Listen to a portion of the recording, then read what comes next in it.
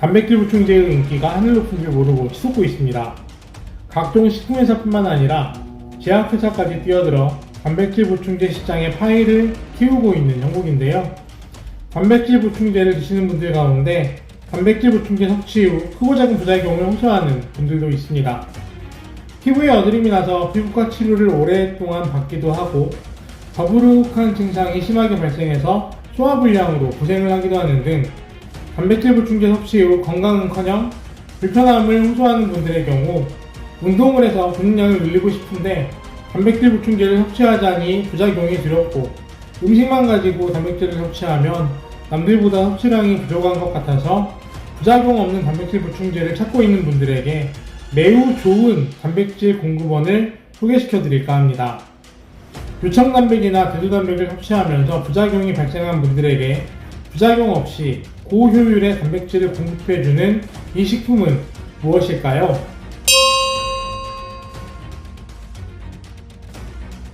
안녕하세요. 올바른 의학 정보를 알기 쉽게 알려드리는 헬스 부스터입니다.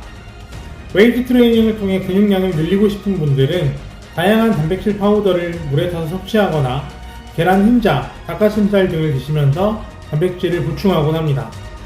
그런데 대두나 유청 베이스의 단백질 보충제를 드시고 다양한 부작용을 경험했던 사람들은 계란 흰자나 닭가슴살 등 식품을 통해 필요한 단백질을 공급받는데요. 오늘 말씀드릴 이 식품은 우리가 평소에 흔하게 접할 수 있는 단백질원인 우유, 대두, 계란, 밀 등에 비해서 월등히 이용 효율이 높으면서 콜레스테롤 성분 또한 거의 없다고 하는데요.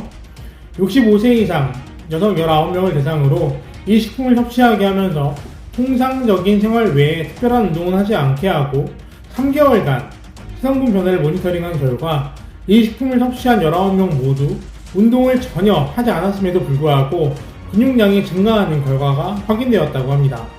특히 주목할 만한 것은 이 식품의 경우 대한민국의 전통 방식으로 가공하면 단백질이 2배가량 증가한다고 하는데요. 유청단백이나 대두단백을 먹고 부작용이 발생한 사람들의 경우 부작용 없이 고효율의 단백질을 제공해주는 이 식품은 무엇일까요?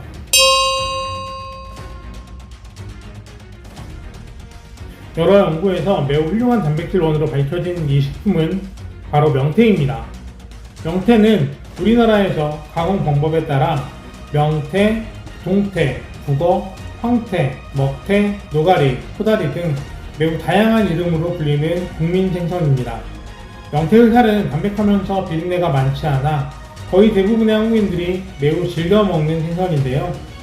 이 명태가 대두나 유청보다 훨씬 뛰어난 단백질 공급원이라는 사실이 밝혀진 것이죠. 특히 명태를 겨울철 햇빛과 찬바람으로 자연 건조해서 얼고놓기를 수없이 반복하면서 황태로 만들면 단백질이 2배로 늘어나 전체 성분의 60%를 차지할 정도이고 인체 이용 효율 또한 높아지면서 콜레스테롤 또한 거의 없다고 하니 우리가 알고 있는 식재료 가운데 가장 단백질 이용 효율이 높은 식품이 아닐까 생각됩니다. 일본에서 2017년 발표한 연구보고서에 따르면 명태 단백질 성분은 계란 이상의 품질로 대두, 우유, 밀보다 월등히 이용 효율성이 높았다고 합니다.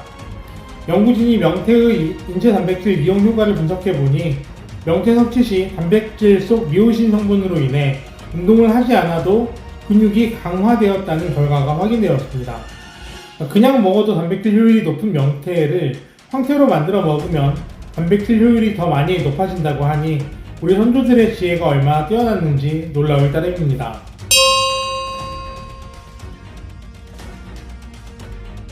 그런데 주의하실 점이 있습니다. 명태를 통해 단백질을 섭취하면 건강에 도움이 되는 체질은 금양, 금음, 토양, 소음, 휴양 체질입니다. 반면 목양, 모금, 소음 체질의 경우 오히려 명태나 황태를 지속적으로 드실 경우 다양한 부작용이 발생할 우려가 있으니 가급적 드시지 않는 것이 좋습니다. 그래서 제가 명태나 황태를 통해 단백질을 섭취하면 좋은 경우를 유청단백이나 대두단백 보충제를 드시면서 부작용이 발생한 분들이라고 제안한 것입니다. 일반적으로 간 기능이 약한 체질의 경우 콩이나 우유가 잘 맞지 않기 때문이죠. 이러한 체질의 경우 해산물이 잘 맞습니다. 따라서 대두단백이나 유청단백을 드시고 부작용이 발생한 분들은 명태나 황태를 섭취해서 단백질을 보충하시면 됩니다. 지난 단백질 보충제 영상에서 말씀드린 것처럼 한양류 단백이나 완두 단백 또한 대두 단백이나 유청 단백을 드시고 부작용이 발생한 분들에게 유익한 단백질 원이니 참고하시면 좋겠습니다.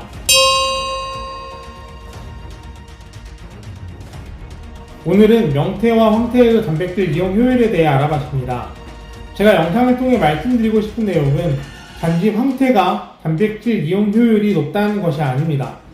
황태가 잘 맞는 체질은 황태가 이롭고 우유나 콩이 잘 맞는 체질은 유청단백이나 대두단백이 이롭다는 것이죠. 단백질 보충제도 다른 음식들과 마찬가지로 내 체질에 잘 맞는 단백질 보충제를 잘 골라서 드시면 좋겠습니다. 오늘 내용 많은 도움 되셨나요? 구독과 좋아요, 알람 설정 잊지 마시고 꼭꼭 눌러주시고요. 저는 다음 시간에도 더욱 유익하고 알찬 내용으로 찾아뵙겠습니다. 시청 감사합니다.